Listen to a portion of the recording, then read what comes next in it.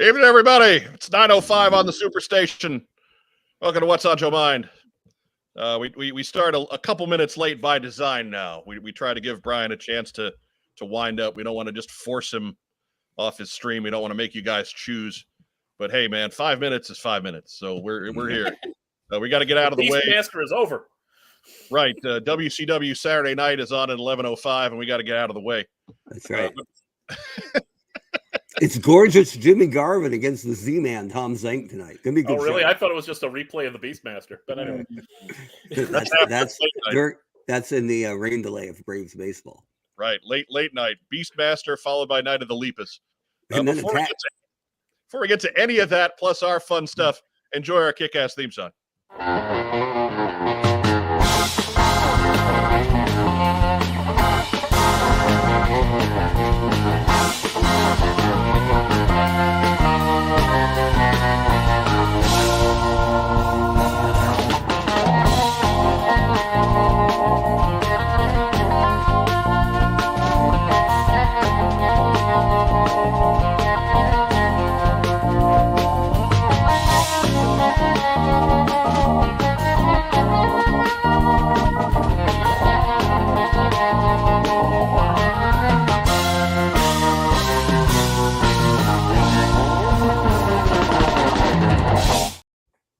Yeah. Anyway, wow. Secondary military specialty, crushing fudge. Yeah. All the fudge. That's Seagal Viper. Welcome to the show, everybody. We are What's on Joe Mind, a fan cast about the world of GI Joe. I'm your host, Mike Irizarry. How's everybody doing? Ooh, boys night out, baby. All right. That's kind of every night. Like we're gonna be without Joe for a few weeks yet. Like the baby isn't due till beginning of June, and then probably several weeks past that. So we have plenty of openings for guest hosts. I didn't even extend the invite this week because one, I was super busy. Two, what was there to talk about? Yeah, we don't need you. There ain't a whole lot going on. But here we are Tuesday night anyway. Joining me in the top row, he's the former head of marketing for the GI Joe brand at Hasbro. It's the hot Joe, Mark Weber. Oh, I appreciate it. And I got a couple things to show off what I got in. Look at this. It's my incognito Yankee hat. You got to look real hard. Normally, I just like the classic, but out here, I kind of fly under the radar. So, fine. And then I got my Pat Tillman Pat's Run shirt in for this year, even though I can't run at the official run. And good Lord, could they have picked a worse color for me? Constructicon green. So, love it, but... That's way too I many. believe that's the official name. Between that green and your skin tone, that's way too much day glow in one that one's going on the hanger. Yeah. And the only good story I have, I didn't do the first one because I'm not a runner at all, even though, Pat Tillman is the greatest Sun Devil and an American hero. But the second year I was injured and we were at McFarland Toys and just starting to talk to them, to the Tillman Foundation, about doing a commemorative Tillman figure with all proceeds to benefit the Tillman Foundation.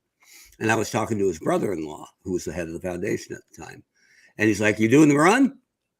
And I'm like, "Nah, I'm hurting right now. I pulled my calf and walking's even a bit. So I don't think I'm doing the run." And he said, "We don't know each other very well, Mark, but can I be completely honest with you and give you some straight up advice?" And I'm like, "Sure." And he went, "Do the run, pussy." Outstanding. Anyways, thank you to our friend Articulated Chad for the super chat. We got one earlier in the evening before we even got started from Josiah Alcorn. We'll throw that up there too. He didn't have anything to say, but thank you for that, sir. Digging it. And of course, we got one coming up here from Dave E. That's a new name. Thank you. Welcome to the program, Dave E. Super chat just for the Yankee hat, my dad's favorite team. This is kind of a Yankees podcast going right now, so that's all right. We'll see where it goes. That needs to be your favorite team too, Dave E. Is it possible that's Dave Island? No, maybe. The king of Columbus, I think. Maybe it's Dave Island Jr. That's a good point. Because that would be his dad's Lord of the Columbus Shuttle. Yeah. Dude, he ruled Columbus for a long time. He did. And every time he came up, he got sent back down quick. It was like whack-a-mole with Dave Island. Hey, guys. Whack. Didn't they eventually send him off to Toronto? I think so. Yeah. Something like Which that. is like the minor league back then. It was the minor league affiliate of Columbus. Right. That was I think only Al Leader got out alive. Oh, In the bottom row, he is my older brother. He is a man without a show. He is Clooney. He's Clooney boy. he's showless. Right time, Rob. I advised him to do Batman and Robin. Mike broke himself. I was wondering how long it's going to take him. His crotch just broke.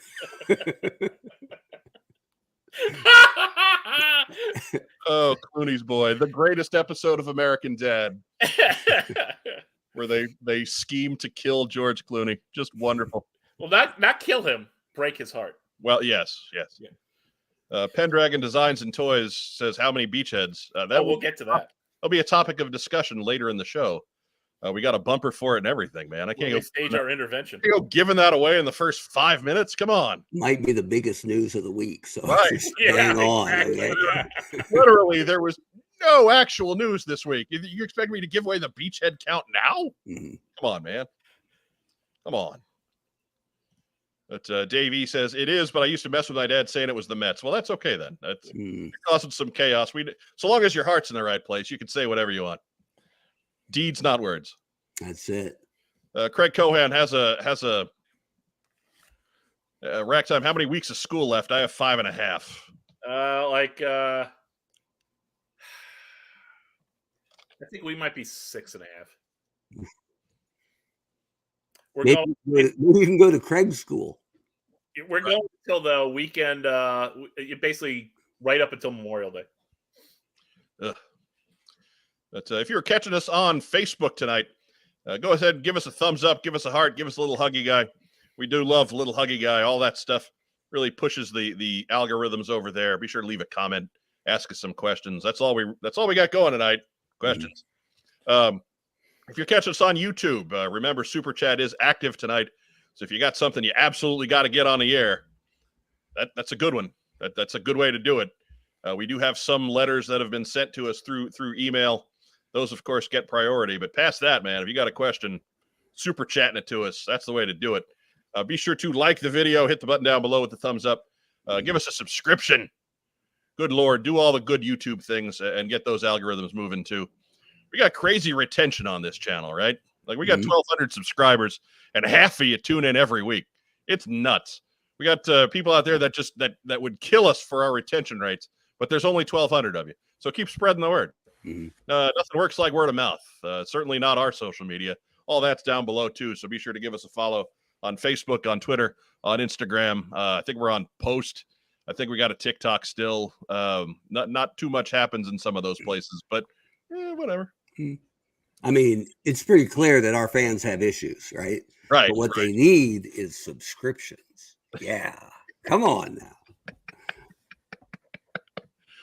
Oh, Firefly says, so long as the Cubs lose, that's all that matters. They preempted Transformers on WGN once in 1985, and I give no quarter. Nobody preempts Megatron mid-monologue. Funny story. There was one day Rob and I got supremely pissed off at ABC television for preempting the 1966 Batman one afternoon in 1981. And we were pissed off about it for a solid couple of weeks. That was the day Reagan got shot. Yeah. But explain that to a 6 and an 8-year-old. Were you rooting for Reagan to die? I mean, we're not rooting for him to die, but it's just like, come on, dude, get out of bed. Batman's on. Well, I just meant because he was in the hospital for a couple of days, as I recall, right? Yeah, so it was a little bit. Yeah, he was pretty kind of an old guy. So were you so bent about the Batman preemption that you were rooting for him to pay for it with his life? No, 2 days later? Okay. Again, we weren't mad at Ronald Reagan. He got shot. We were mad at ABC because, like, okay, great, he got shot. Show us Batman. I did not see that. Did not get a chance to see that movie again until college. People forget that. I mean, or have no comprehension of it. Right, with streaming now. Like when we were just old enough to start watching James Bond movies, the old ones would come on as the movie of the week, right? They'd start at 9 o'clock's bedtime. for us back then, right? So it was like, no, you can't watch this stuff, and it's pre-VCR, so you can't rent it either, right? Just like, here it is on free TV, but I'm sorry, bedtime for you, Mike and Mark. Oh, I would have to beg hard. We were able to negotiate that on a Bond night we could stay up and watch the teaser, right? The little baby adventure before the swimming girls coming out of the guns and stuff, right? So we got that, but that was all we got. I'm about to relate another curfew story. Okay. When we were a little older, of course, Jim, the third Irizarry brother, the youngest of the three brothers, his bedtime was 9:30, and he would regularly bargain to stay up later. And there was one night where he was on because he's watching Law and Order with the folks. Doom, doom. And of course, they're halfway through the episode at 9:30, and he's kind of annoyed that he's got to go to bed because he wants to see the rest of it. He had seen the law, but there would be no order. Right. I walked in the room and I just pointed at him. I said, "You got law, boy, but you'll get no order." Sean Russo with the that's one of those moments. Winner. Yeah, that's one of those moments where my mom broke out laughing, so I knew it was good. Right.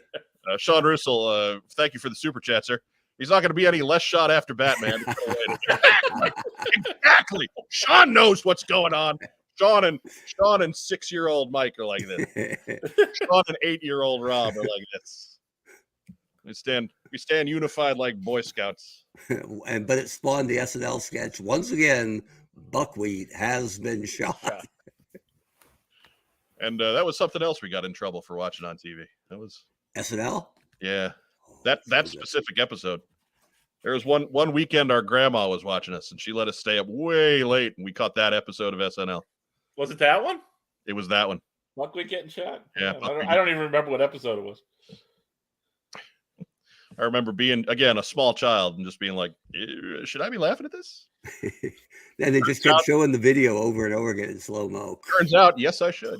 Yes, I should. Yes, David Andrews, and all you had was 3 channels of the president was her night was shot. Yeah. Oh, yeah. Right. And Reagan used to love to call impromptu news conferences. He was. Hey, yeah. If he dies, he dies. Do you remember him goofing? He was a bit where Batman, please. He goofed around with reporters before the cameras were actually broadcasting, but they taped him doing it. And he's at the podium and he goes, "I've just enacted legislature that outlaws communism. The bombing starts at the top of the hour." And then he cracked up, and all the reporters are like, "Oh, you goofy president." And then noticed the red light was on. Right. And there's bits of he had some quick apology phone calls to make to the premier. Isn't there a bit where W is like just flying the bird right before a news conference, and everybody's just guffawing with it, like he's just up there going, "Bing." Hey, Nelson Rockefeller, when he was vice president, did that in a news conference. See, in a news conference, that's the Michael Corleone. Yeah, that's ballsy, and we respect that. Yeah. And I'm sorry I only ripped on Republicans there. It's just the first 2 I could think of. It's just, hey, we're talking about the 80s. That's all we got. Man. All we had. So nobody has funny memories of the Mondale administration. Right. The Mondale administration. Did you guys actually get your Batman fix a couple weeks later, or not to my knowledge? No, like I said, he never saw it again until much later. I actually rented it I made my friends rent it a couple times in high school. Okay. And like the first time they complained about it, the second time we're like, yeah, it's fucking time to do Batman again. Right. Come on, Shark, get him. I had it on VCR. I had it a VHS tape, and we watched it in college one year. I mean, we all just died laughing watching it. It was a staple that I would put on working at the video store, because what became the last Blockbuster eventually, right? Yeah. Because we were limited. You could only play PG movies in the house. And God, and no, not to be sexist, but the girls I worked with would pick Overboard like daily. Like once is too much for Overboard, right? So like Overboard is fine once a week, like you're at a video store, right? You're gonna have to watch it eventually. Yeah. It's not the worst thing that can be picked, but it's not something you want on replay. Yeah. I would put up Rocky 4 all the time. And usually it would get rented out. Somebody would be like, can I rent that? We're like, yeah, sure. And then people would boo because they were watching the fight like they hadn't seen it before. But we even got bored. We would just pick random stuff. So the Batman one went up a bunch of times. Yeah. My buddy Seth would put up this movie called Scout's Honor with Gary Coleman as the lead, as a Boy Scout. I don't even remember what it was about, but he would put that up there. Like, Gary Coleman as a Boy Scout. What else do you want? Right? Yeah. We had a free video section of like instructional and stuff, and one of them was Mr. T's Be Somebody or Be Somebody's Fool. So we'd put that on, and then one night we didn't get to work together much. We put on Ishtar, right? Just because we'd never seen it, but we knew it was awful. And there was some scene where was it Beatty and Hoffman are like in drag and singing, trying to escape from somewhere on stage or so. I don't know. Something was going on. And one guy was in the store. He came walking up to us and he went, "Are you guys playing Ishtar?" We're like, "Yeah, dude." He goes, "What would motivate you to pick Ishtar up?" This moment right now. Man, I work overnight. Sometimes I'm just picking something I haven't seen before. That's it. There was one day last week. It was some terrible '80s movie that I hope to never see again. I don't even remember what it's called, but it passed an hour and a half. There you go. But yeah, we got the swear jar going as Pendragon Designs and Toys Notes. You can contribute to the swear jar. Help us get out of cursed purgatory with the Ko-fi jar, the Ko-fi link down below. Rather, we've got 7 monthly subscribers. If you become a monthly subscriber, you get your name in our closing credits every week. We couldn't do this without you. You guys pay for the channel. But Jeff Butler says, fun fact, Cesar Romero, Burgess Meredith, and Frank Gorshin also all appeared in a film called Skidoo, starring Jackie Gleason, and a cameo by Groucho as a gangster called God. I need to find this movie. This sounds like magic. I need to find this movie. Check the Tubi. Wasn't as good as Skidoo too, but fine. Right. This does sound like something that'll turn up on Tubi. Either that or like the real back end of Amazon Prime. Yeah. Or Peacock. But Sean Russell, thank you again, sir. Zardoz is the best terrible movie I've ever seen. I haven't seen that one. Dude, how much did they have to pay Connery in his prime to wear a diaper for 2 hours? Have you ever seen? You know what I'm talking about with Zardoz? Yeah, I know. I know that. I mean, a diaper with suspenders is breathtaking. Like a vest or something. Oh, there is a around the time in the early 70s, there was a character that would a reoccurring character would show up maybe once every 3 years or something in Superman comics called Vartox, and it was straight up Connery in Zardoz. Complete with full harness battle diaper. Oh, glorious! Just terrible. We need to get like Mark II designs on that or something. Just give us the full harness battle diaper.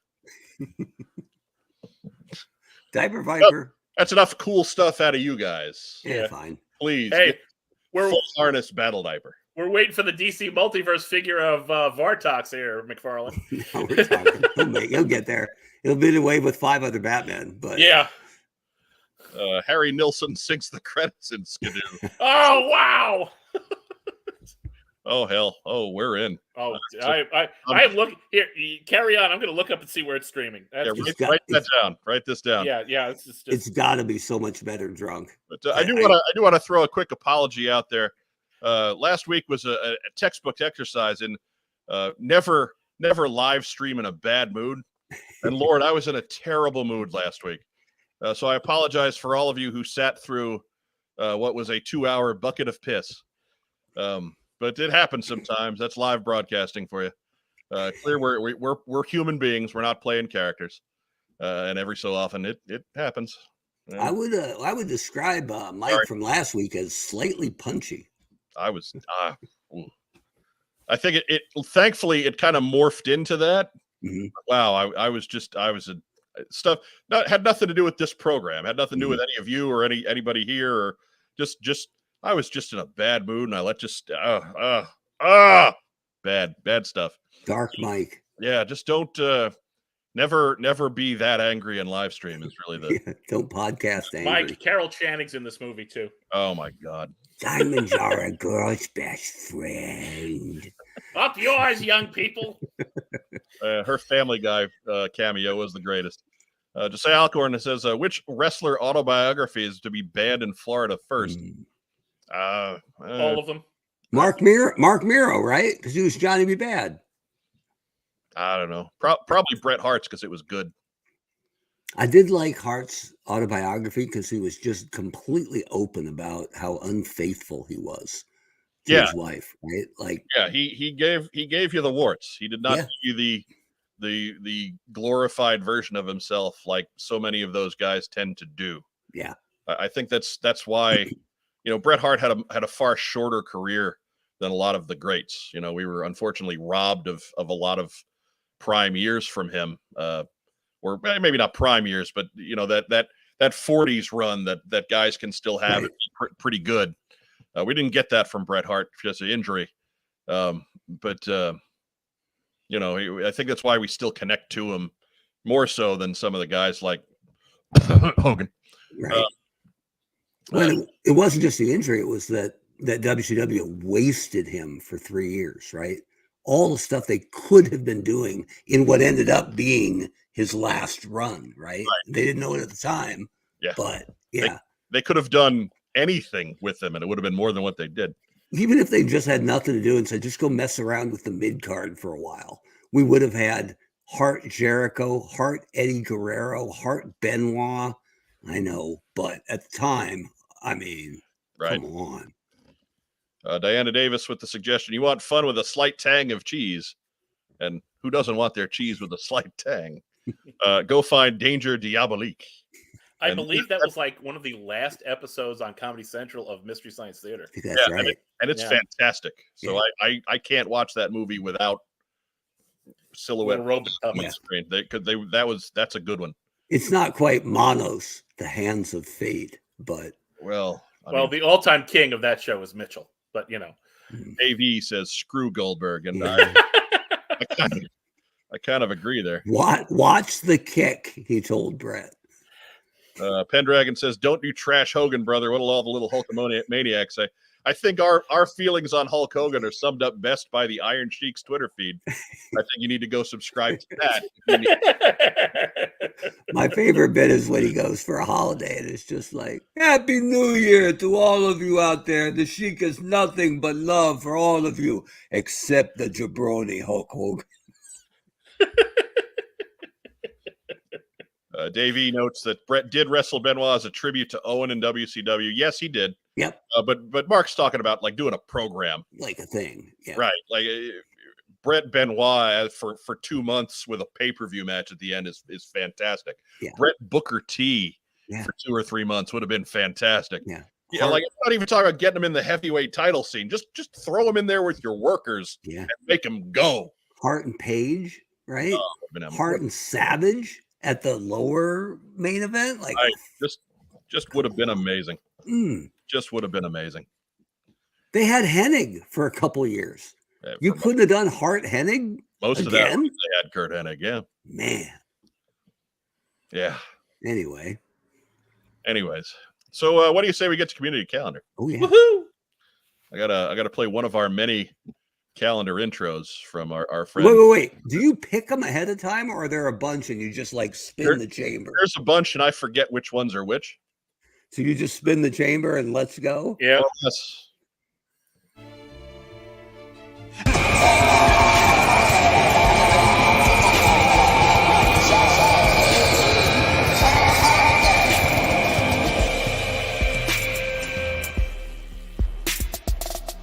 I think I went back in time.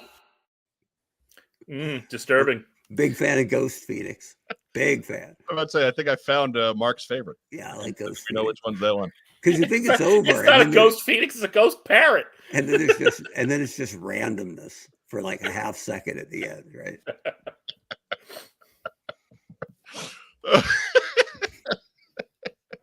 And Mark thinks he went back in time. Man.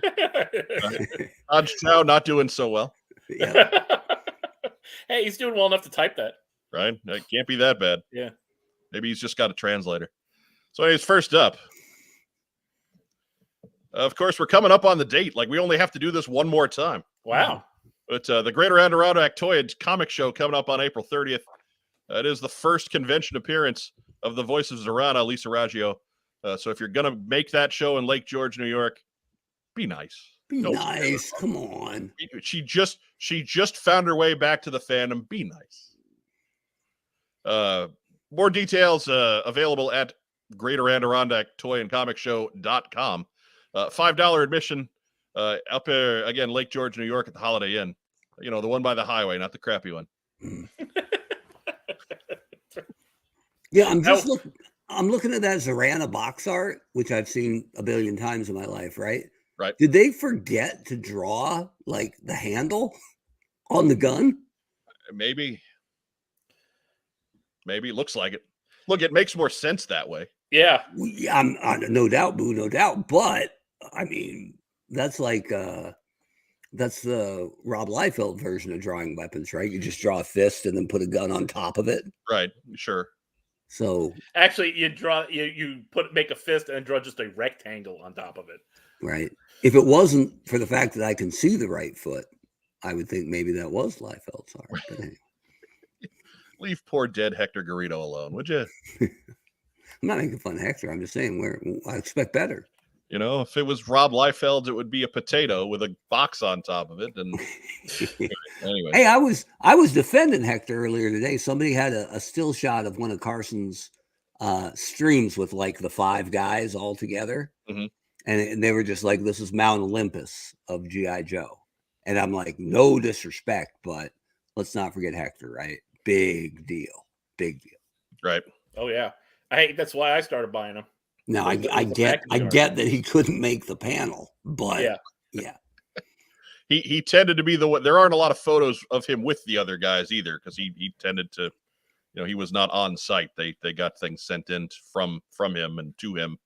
So anyway, I looked it up to make sure I spelled his name right, because I didn't want to be the guy who was like, "Don't disrespect Hector" while I spell his name wrong. So I looked it up, and I had forgotten that he passed in 2020. Right. And that he was 90. Yeah. So he was notably older than most of the other creators. I guess, yeah, because Ron's only like 55. So he was quite a bit older. But Nomads wandering with the excellent question, why would a weed whacker need an additional handle anyway? Exactly. I'm not arguing where it should or shouldn't be. I'm just saying the actual weapon has a handle down there and it's not visible on the art. But so Zorana's weed whacker gun, is that the worst accessory until spring-loaded missile launchers mounted on helmets came out? Or I just love the idea of, is it Mace who has the missile launcher? Mace and Muskrat. Yes. Muskrat seems dumb. But Mace, I'll give him the benefit of the doubt. But I would just love for somebody to do the fake animation of him running into battle, firing the missile, and breaking his own neck. Right, just removing his own head from his shoulder. Not like pulling it off, but just like the twist of it. Right, the missile actually ends up firing that way. Snap! Yeah, that might be the worst weapon. Although I know what it was, but the Televiper gun. Yeah, it's not a weapon. Yeah, I know, but then he has no weapon. Yeah, well, he's not a breaker. Give him a pistol or something. Look, I agree with you, but you can't say he's got a worse weapon when he doesn't have a weapon. That's a whole other lame list to be on. But yeah, I guess that's true. This was bad. This is near. If it isn't the top, it's right on the edge. Yeah, I mean, DJs look like something left over from Commando Cody and his Lost Planet Airmen. But right, for such a great character, for such a great figure, such a bad weapon. Yeah, Monkey Wrench had a bad one too, man. Yeah, but even Trident gun is better than Weed Whacker because at least he can kill a guy like Brick. Right? That's what it was, right? It was a one-shot God killer weapon, basically. Because okay, I guess I'm down with that. The It idea looked that like it looked like it had a wire spool on the bottom, so you could reel it back in and shoot it again. all right, I suppose that's even better. All right, I'll give because I liked Monkey Wrench. Either that or So- do some big game fishing. Monkey Wrench was cooler looking than some of the original 3. I'll argue that just because it's just a better looking sculpt. I mean, if you read the file card, Monkey Wrench's primary weapons were those grenades he had on. So Yeah. Right. But next up, same day, a little bit further west, we got Toypalooza at the AHN Sports Complex in Pittsburgh, PA. $5 admission for the show. A $10 VIP gets you in an hour early. Visit Toypalooza on Facebook for more details, or you can purchase your tickets online at their website, toypalooza.com. Who drew that Batman? Rack time, Rob. that looks like Tim Sale. I thought he was Robin. That's Tim Drake. Oh. Tim Sale's the artist. Did the Long Halloween. Yeah. Oh, okay. Tim Sale's the guy who's always teaming up with Jeff Loeb to do color-themed stories for both major publishers. Fair enough. Well, the color theme was just for Marvel. I don't care, Rob. I don't care. Hey, if you're gonna say, get it right. Fight. I'm waiting for the day one of you just throws off the headphones and disappears off camera. And I'm like, oh, It shows yeah. up on camera. Yeah. I'm like, he's not gone. He's coming back. Yeah. Tim Sale just passed away just a few months ago, I believe. Yeah. Just I think last year, Towards the end, maybe. But it's unfortunate.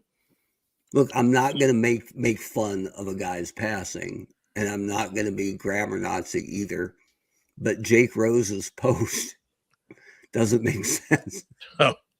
No, it's all right though. It's a Time sale. look. He's got autocorrect. What happened to the time sale? That's all it is. He's got autocorrect.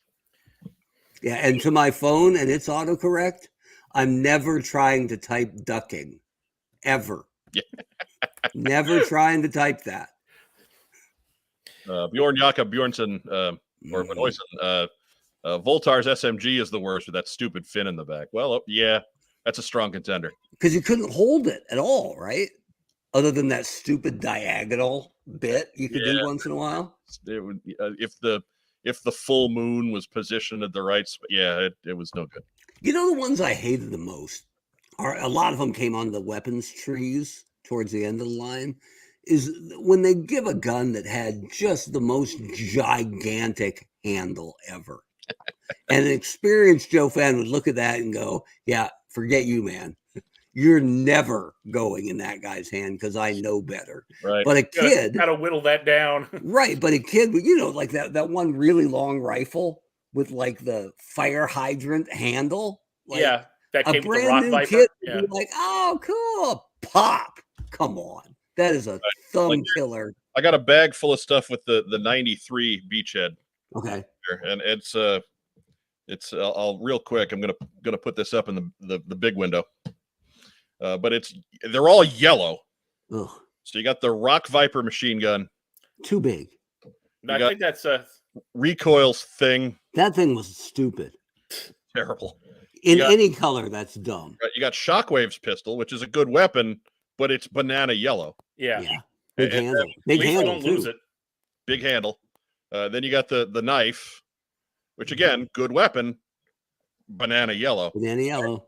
And probably one of the better missile. Like he's one of the few guys that actually looks good with his missile launcher. Like you don't mind yellow missiles. Yeah, it's fine. Like this is when this is your redeeming weapon. Yeah. That's not good. I never minded the Technicolor missiles because those are going behind the couch anyway, right? You need some help getting that stuff back. Well, even in canon, right? It's you're just blowing crap up with those. So who cares what color they are? Yeah. You don't need stealth if you're just getting launched to cause millions of dollars in property damage. I do kind of want the poor bastard I just fired that at to see it coming and all its neon yellow goodness. Oh! Put a little face on the front. Put a little high five hand on the top. Little high five ghost, baby. Oh my God! All right, let me fix this. Okay, we'll get back to community calendar. Wait, Nomads has got the best point here, man. Next time it's a slow news day. The definitive worst weapons list is in the hopper. Oh, we do have more definitive plans after we get through year by year with the figures. Like we'll actually retackle some of the same territory just with different parameters, and we do have some themes like that for the far-flung future. So definitive lists aren't going anywhere. So long as there's a What's on Joe Mind, we will be doing definitive. The definitive redhead list. Davey, baby. Thank you back for thank you again for the super chat. Voltar's SMG was silly, but it was awesome as a replacement gun for my animated Two-Face figure as a kid. Well, okay then. Fair enough. All right. It only has a place if you're using it out of line. Give it to some other toy.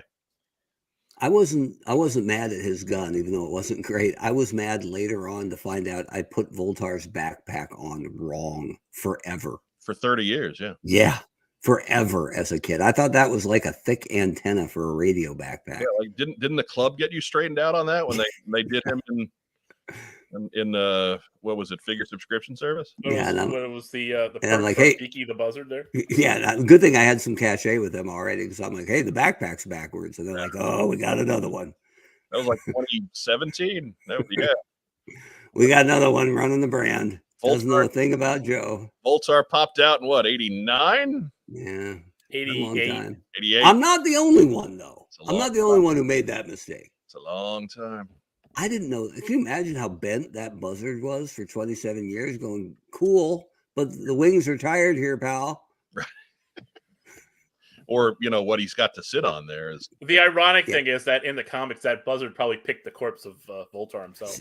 Look, Craig's got my back. I wasn't the only one. He's probably younger than you, though.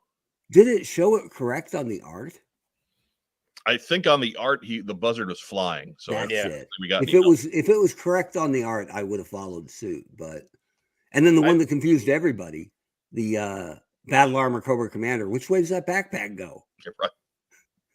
Because there's no right answer. It's like red or blue rumble. I followed it to the curvature on the backpack itself. I made it fit back. That's what I did. But that's not what the art showed. Not what the art shows. Yeah, it's not. Blowtorch. Blowtorch was the same way. And it that's right. And it looks worse. Yeah. On correctly, I think. Unless I remember if I put Blowtorch's backpack on the way it was on the card, it immediately fell off. Yeah, that's right. But it would stay on if I put it. But if you put it on the other way, it was almost impossible to plug in the weapon. Right? It was a real stretch. I tried to give Craig Cohan an up there, and he throws out that he's actually older than the honcho. Barely. In October. Barely. By a couple of months. Yeah. Because Mark's birthday is famously the day before Jesus. Yeah. No, he's born the day after me. Bart says, come see me at my Toypalooza booth. Tell me what's on Joe Mind sent you for 0% off. That's what I'm talking about. Yep. There's a man who'll be plugging the show. That's free hugs. Right. Free hugs from Bart. Speaking of free hugs. Hey, it's time for Toy Man. Free hugs from Dave Draper. If you catch him and see him, tell him what's on Joe Mind sent you. Give him a deep, lingering, uncomfortable hug. Let the boy hug Dave Draper. That is on May 7th from 9 to 2. $5 admission there. $15 for early bird gets you an 8 o'clock for all the hot action.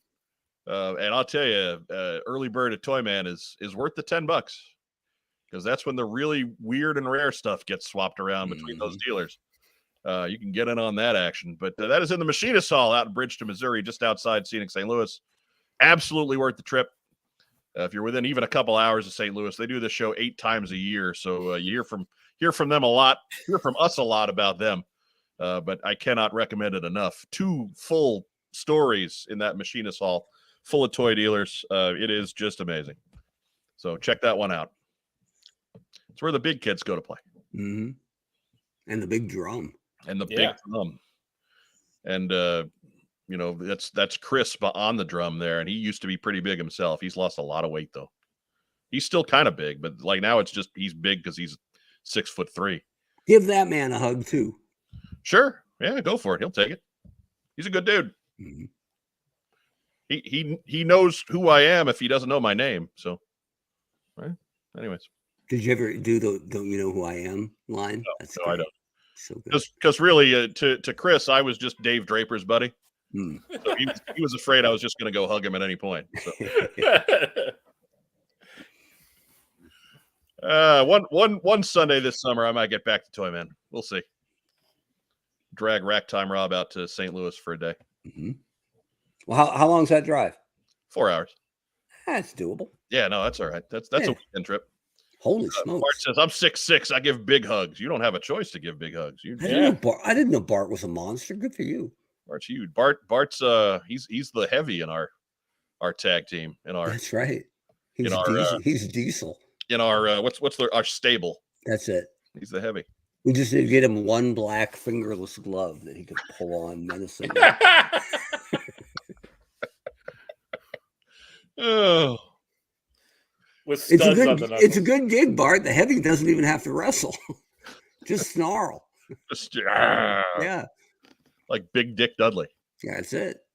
That SoCal GI Joe Show happens that same day, May 7th. That's from 10 to 3 out at the Embassy Suites in Temecula. Phil Donnelly was around. He'd tell us how to get to that Embassy Suites, but he's not. So we'll count on Mark to do it instead. He was in the chat. What happened to him? Damn it, McConkie Dog. Hold on, I'll get back to you on that. I'm actually gonna put it into Waze. Let's see. How do I get from Rhode Island to Temecula? Let's see if it laughs at me or not. It's just gonna say buy a plane ticket. Yeah, how many miles, boys? Whoever's closest gets a high five. That's 3,500. Rob, I'm gonna say 3,800. Oh, Mike's the winner. 25.91. That's not bad. Our country is tinier than I thought. View routes. Sure. Let's check that out. Yeah, work on that phone. Print that on your MapQuest. Remember that time Mark's phone exploded live? It was awesome. Good show. 41 hours, it says. Diana Davis says, if you take the 5, the sign fell off today to reveal it used to be the 99. And as a result, the 5 is jammed. There's no way it's 41 hours. It's got to be more than that. Yeah, maybe not. Anyways, 10 to 3 as the show times on that. Admission's $5. $10 for the early bird gets you an hour earlier. They have a slew of exclusives available at this. They do it twice a year. This time around, they are doing a classified October Guard Dyna. So if you like fan custom, high quality fan custom figures, that's what's coming up this time. They've done some great work in the past. They've done Monkey Wrench. They've done Starduster. I think those are the other 2 classifieds that they've done. So this might be the third one. Yeah. Looks like I'm going to be on the 80 West, boys. Yeah. North of Fort Wayne. Yeah. That's as close as I'm getting to you. Yeah. I'm on that. It becomes the 70 at some point. If you're making the switch to 70, then you're going to be closer than that. Yeah, and then I'm on the 70 eventually, and then I'm on the 15. Oh, not the 15. 15 is jammed. It's totally going to be jammed. And box art on that Dyna is done by Jamie Sullivan, a friend of the program. So again, be sure to check that out. They are most active on Facebook, so get all the details there. How did she manage to show off her back and her front at the same time? That's revolutionary. I mean, she's not showing off her front. She's just kind of looking over her shoulder. Hmm. I mean, she's not doing a 90s X-Men pose there. She's just she looks kind of human. She worked for Image Comics in the early 90s. That's what I really want is a cover with two half faces making one head and a reflection in a sword blade. That would be incredible. That's what I want. Can we please retire those 2? Please? Oh, I still say that Classified really fumbled the ball when they put Tomax and Zaymot numbered one after the other. They really needed to put Stalker in between. just to screw with people. Just to mess with you. It would have been fantastic. This Dinah though is a really smart pick, given I assume it's the Lady J body, right? I would think so. Yeah, that's they're out there wherever they're going to find a whole bunch of spare Lady J bodies, right, for $2, I think. Other than any local Walmart. Everybody out in the live chat is now talking about their height. Yeah, but it's the internet. You're as tall as you want to be, right? Right. That's which makes you wonder. But we're like a big podcast. I still say that. If it was us rumbling against the other Joe podcasts, we might take the championship because we're a tall order, right? Like Mark is 6'8". Well, sure. So Mark is like 6'3", and Rob and I are both 6'1". Joe Colton's checking in at 5'7", 5'8". I'm probably dirty. I'm probably undershooting it. Like I called her 5'7" just now. She got in the car and she's driving over here to punch me. That's it. Yeah. And let's not forget that Mike and I have the head of true 7-footers. That's right. Right. So yeah, Rob. Same deal. Rotting pumpkin up here. I have a 7 3/4 Yankee hat that don't fit anymore.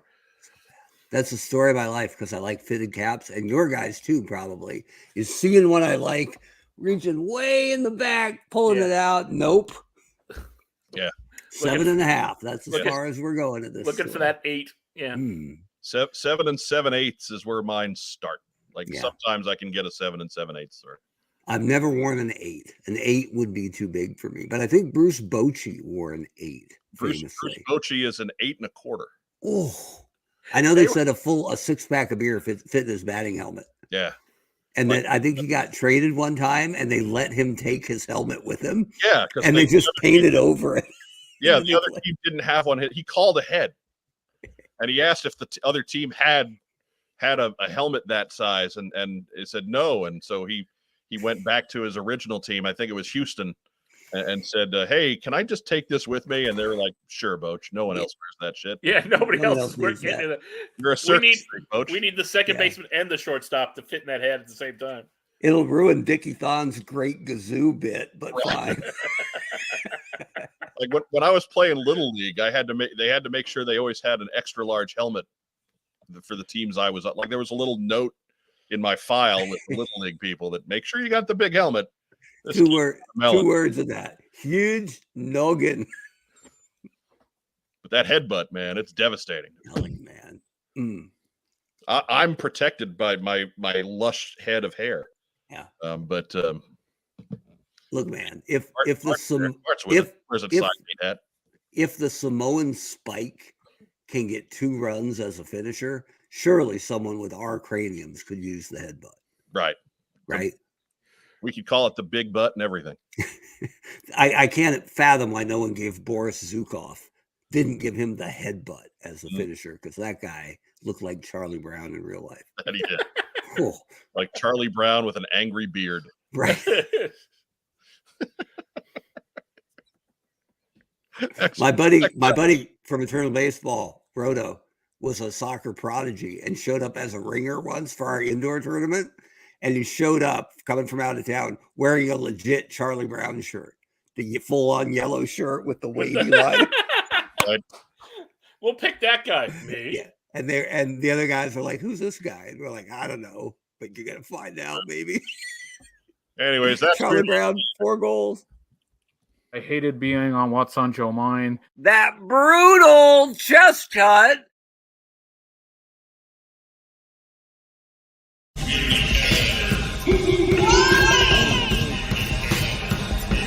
Shipless layabout. Shipless layabout.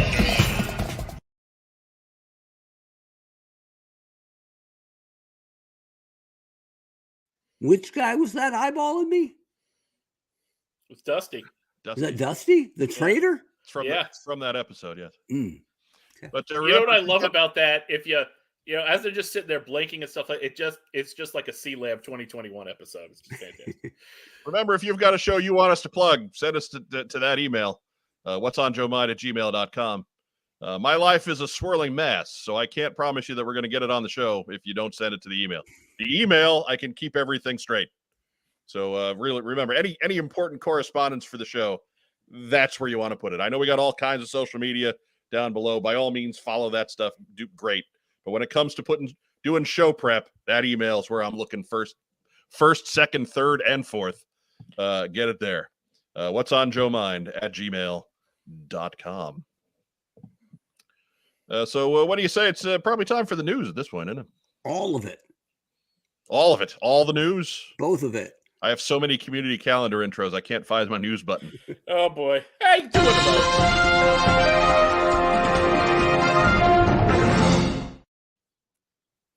And we're done with the news. It's the news. First news item. Boo! We do have one. Creating GI Joe Volume 11 is funded. Congratulations to author Dan Klingensmith for getting yet another album of GI Joe pre-production out. If you need more details on this, make sure that you are, if you subscribe to this and you need more details, make sure that you're accepting those emails from Kickstarter, because that's going to have all the correspondence he sends out. So congratulations, Dan, on yet another successful volume. Absolutely. As far as like longest running, this has got to be one of the longest running Kickstarter series in the whole community, right? Yeah, he didn't do the first few. I think Kickstarter only started using Kickstarter as a means to get this done on like volume 6 or 7. Okay. So But even still, that's a good 7. I don't have these books, so unfortunately I can't speak to the specifics, unfortunately. He's definitely one of the OGs though for fan, funded kind of stuff. So salute. Yeah, right. Plus he's in Arizona, I think. Oh, spoiler. Beta Ray Bob asked, no mention of Joe Fest on community calendar. Well, come on, man. It's April. Give us I don't want to talk about it for 8 months. I mean, Lord knows it's tough coming up with stuff to say for more than a month. We're waiting for our invite. Right? Be nice. Some acknowledgement. I got invited once. It was cool. Yeah. So Joe Colton.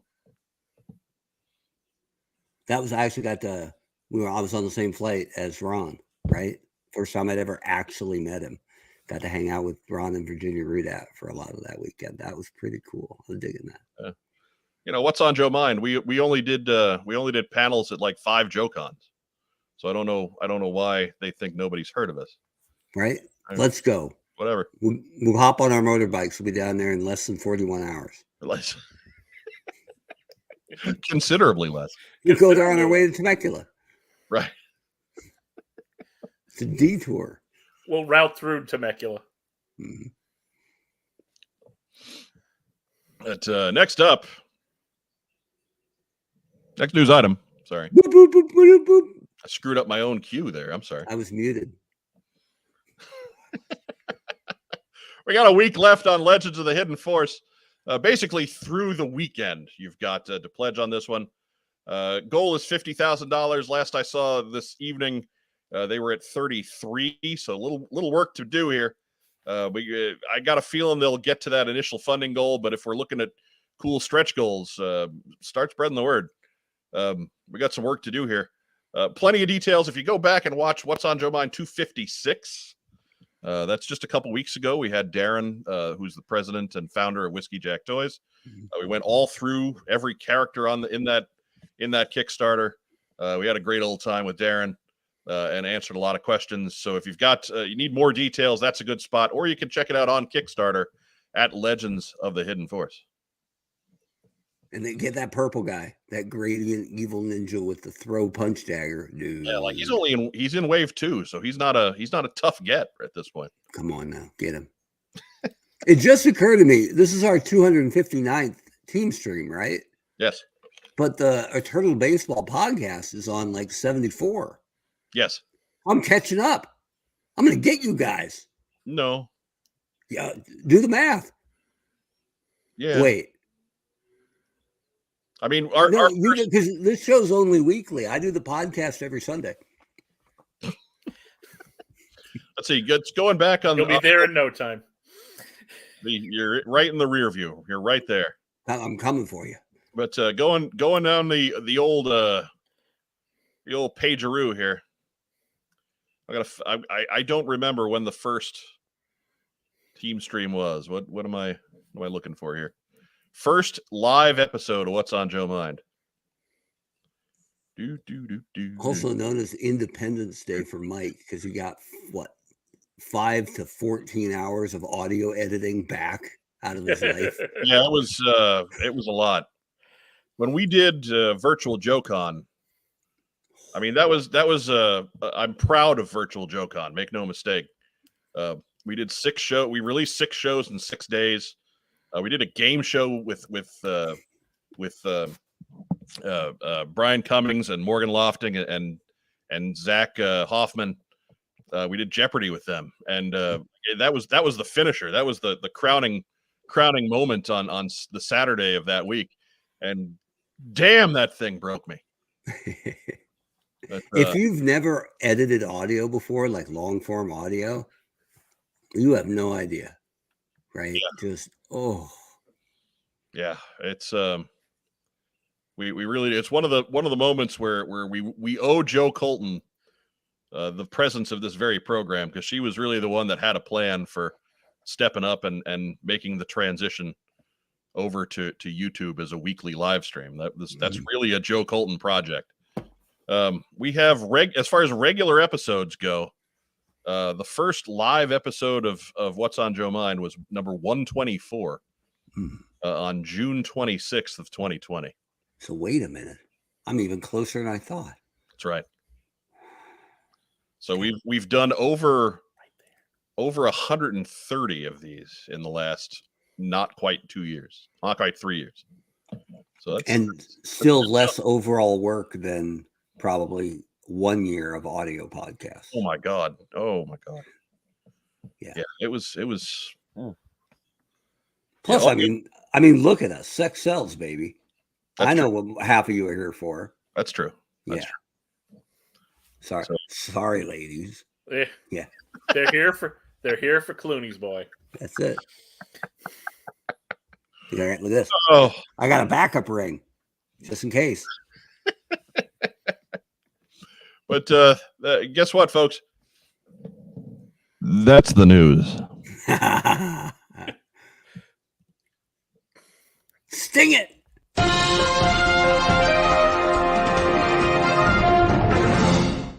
Thought I was joking, huh?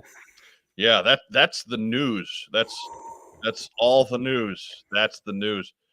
We do want to remind you that we do have some upcoming news at some point very soon about Chunky Tank Kitty and his Meowler Tank, brought to you by the GI Joe 3D Printing Podcast. Catch them on Facebook. But first, we'll take a quick, before we get to tonight's main event, we're going to take a quick moment and recognize our fine sponsors at Kokomo Toys. We buy, sell, and trade vintage and modern toys. G.I. Joe, Star Wars, Transformers, Marvel, DC, and more. Located in beautiful downtown Kokomo, Indiana, we are open every Wednesday through Saturday from 12 to 5. It's a theme park of nostalgia. Join the thousands of people who have traveled from all over the Midwest for over a decade to buy and sell with us. Get your geek on.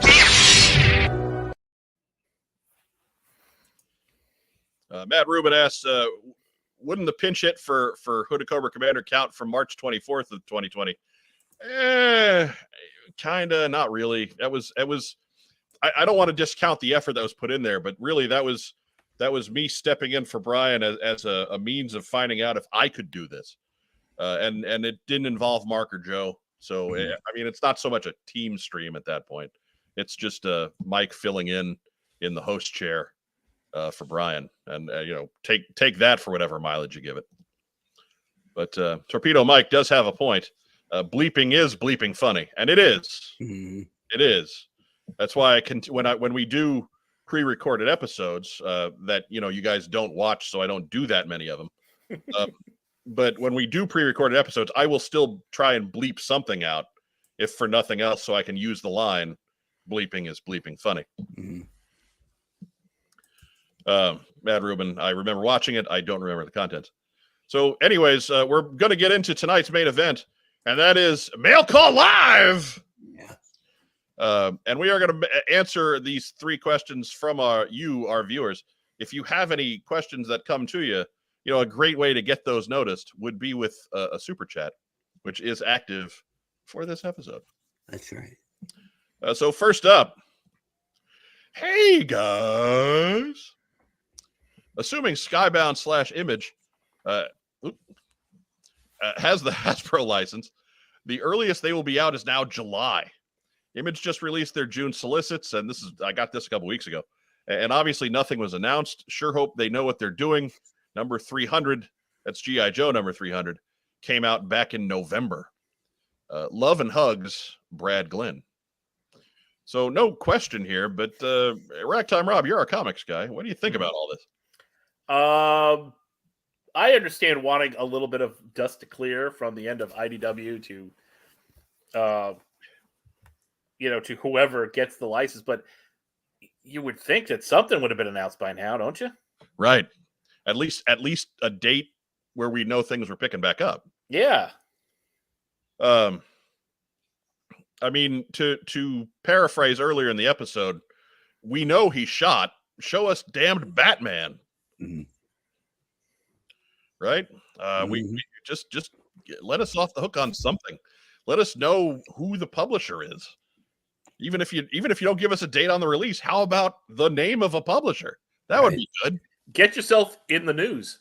Well, and I understand, he's Larry Hama, but he's already talking openly on Facebook about it. Just finished the basic pencils of 302. Right. I mean, I believe he is scripting 305. Yeah. Diana Davis could probably correct that if I'm wrong. But the buffer is built, guys. Come on. So I imagine someone's paying him to do that.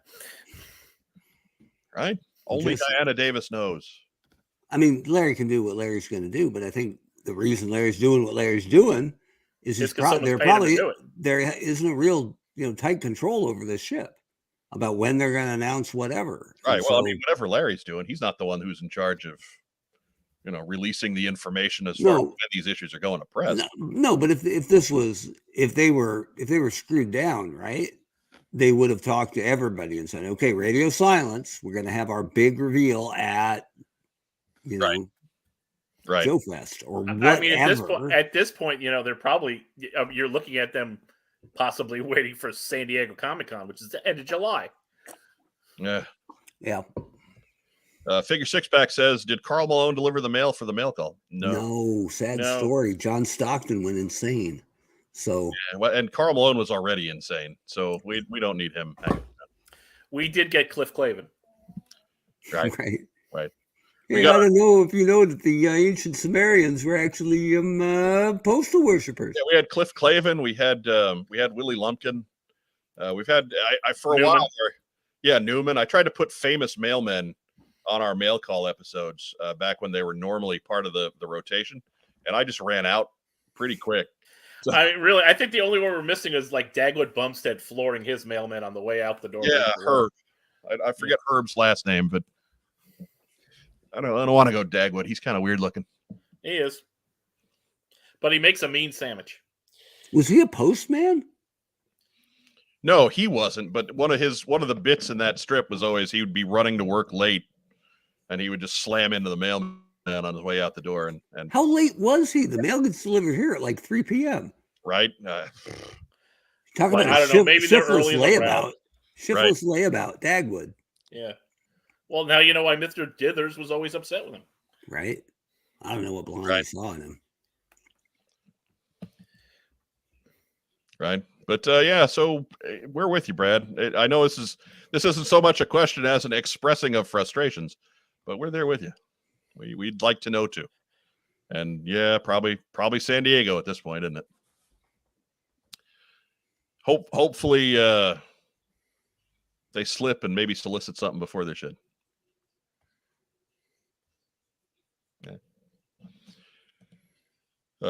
Diana adds in there, I mean, Yojo June followed by San Diego Comic-Con. That sort of makes sense, but that's my conjecture.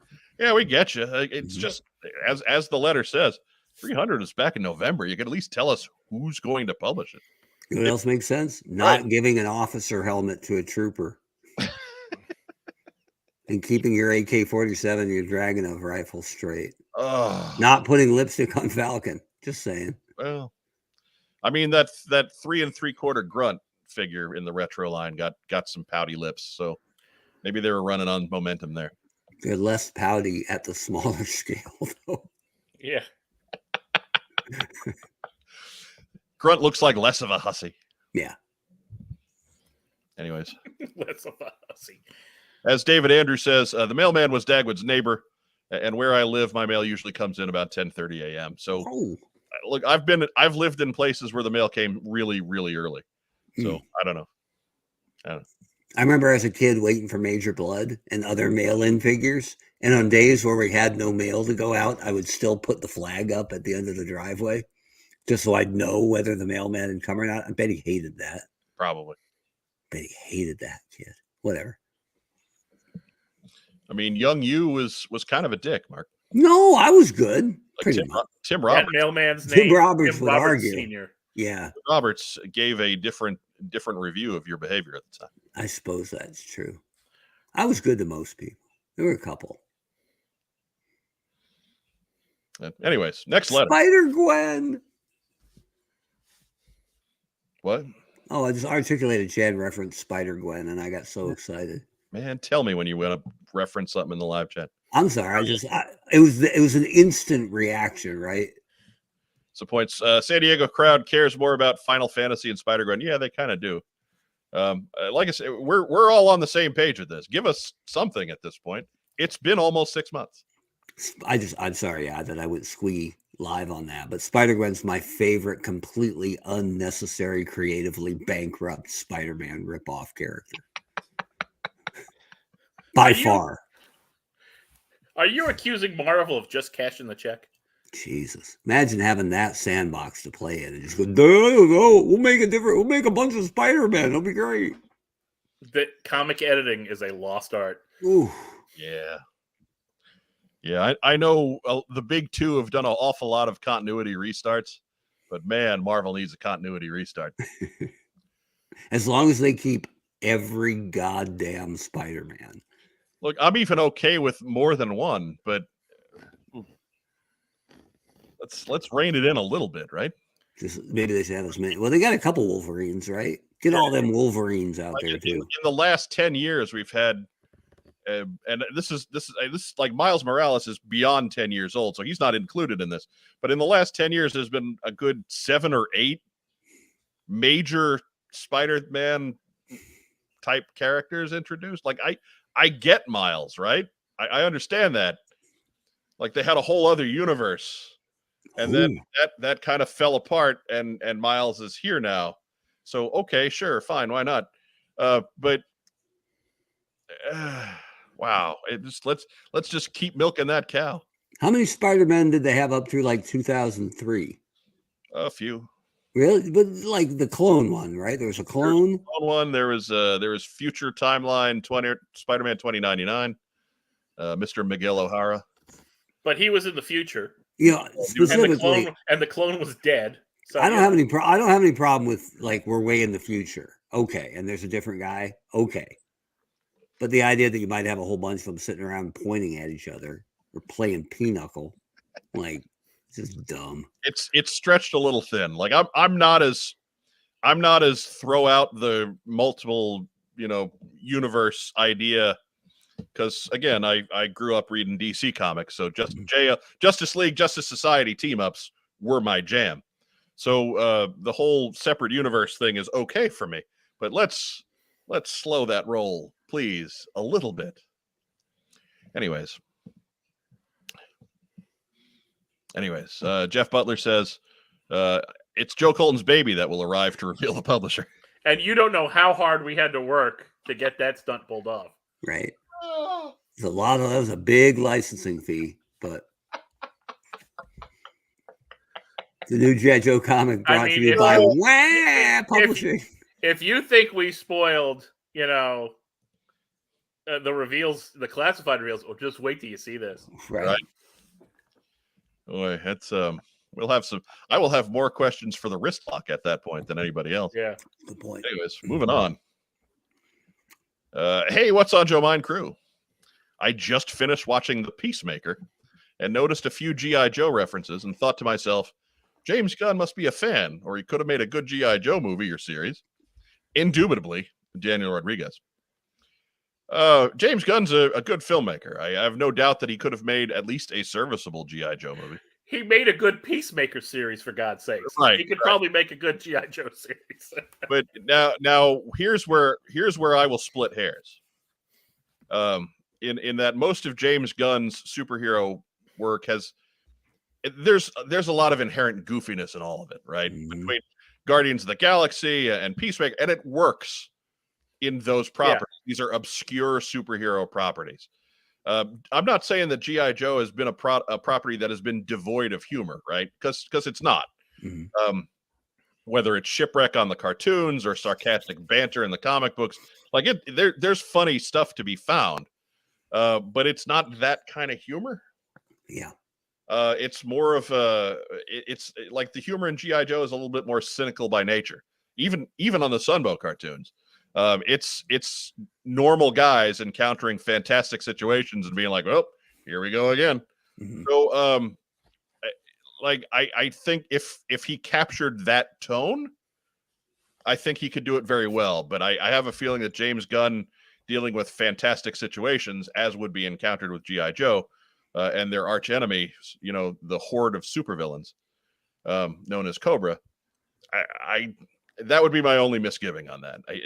I don't need a silly G.I. Joe. Mm-mm.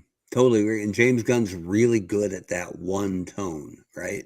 Right. And that's fine. That's not an indictment of him. Right. I wish I was that profitably good at any one thing, right? I loved Peacemaker. I loved the first two Guardian movies. I loved his Suicide Squad. Seriously, mad props, but that's my one misgiving about that potential pair. Yeah. Well, I imagine we'll see what he does with Superman. Yeah. What if you hired him to run your whole universe? What would that be like? It'd be better than Zack Snyder. Probably true. I gotta say though, I'll go out there. I dug Sucker Punch. Most people hate it. I dug that flick. Really? Yeah. Oh yeah. Oh yeah. Sean Russell says couldn't be worse than Snake Eyes, and that's low bar. Clearing a low bar, my friend. Clearing low bar. You say that now. It could be worse than Snake Eyes. It's funny because the Snake Eyes movie, it's kind of like the episode 1 of Star Wars, where people are like, it was like episode 1, and everybody just laughs at how garbage it was, and then they're like, you know what? If you actually dig into it, young Obi-Wan's pretty awesome, right? Qui-Gon, pretty good. Darth Maul, fantastic. Best saber fight ever. And the rest of it, yeah, kind of But same thing with the Snake Eyes movie, right? Oh God, that Snake Eyes movie. Dude, Storm Shadow was fantastic. Right. Right. For all we complain about the Snake Eyes movie, and it is worthy of complaint. I don't want to say I don't want to act like we're coming off light on it. But in the end, when we were handing out letter grades back when that movie came out, like I went kind of light because I recognized that they got a lot of things right in that movie. Mm-hmm.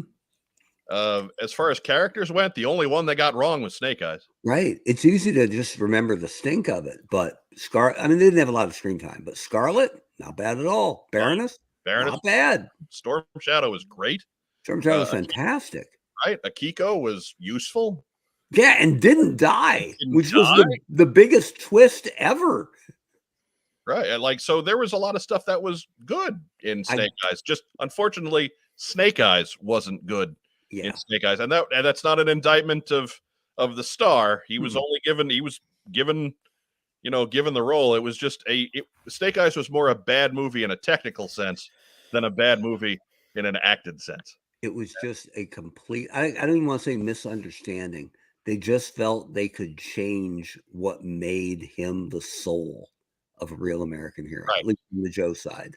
It's a lack of respect for the property as a whole to understand that you have to take the core of it, the heart of it, seriously. Yeah. Sean Russell adds with another very generous super chat. Episode 1 looks Oscar worthy after seeing The Last Jedi. Sort of. Okay, like episode 1's all right. I think Last Jedi is better than Rise of Skywalker. I'm trying to remember the order. I don't remember either. I don't care. Last Jedi was 8? Number 8. Yeah, 9, 8, and 9 are both bad. 7 7 was great, but I liked it better when they called it A New Hope. Oh. Everybody hated 7 because it was the same as what they'd done before. Everybody hated 8 because it was different from what they did before. Right. And everybody hated 9 because it was the same as what they did before. I give up trying to go along with the crowd on Star Wars. Yeah. I don't care anymore. They don't know what they want. I'm tired of them. I'm out.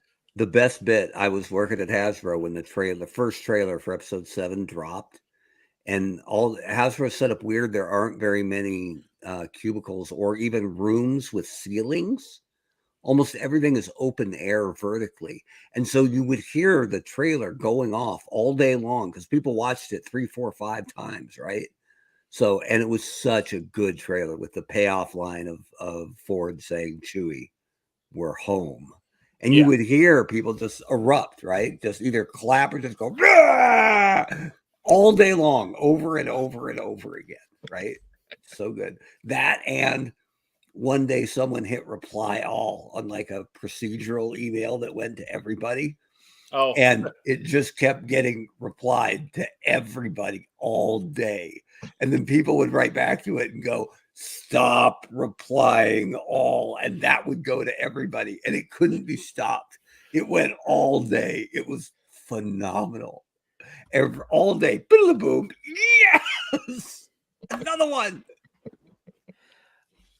So, yeah, that's our thinking there. So, yeah, he'd probably do one that's no worse than what's already been made. Yeah. But, whatever. I don't know if it would be good. Great. I think putting James Gunn on a GI Joe product immediately puts your expectations pretty high, and I don't know if it would meet those. So that's the blanket statement we'll throw on that one.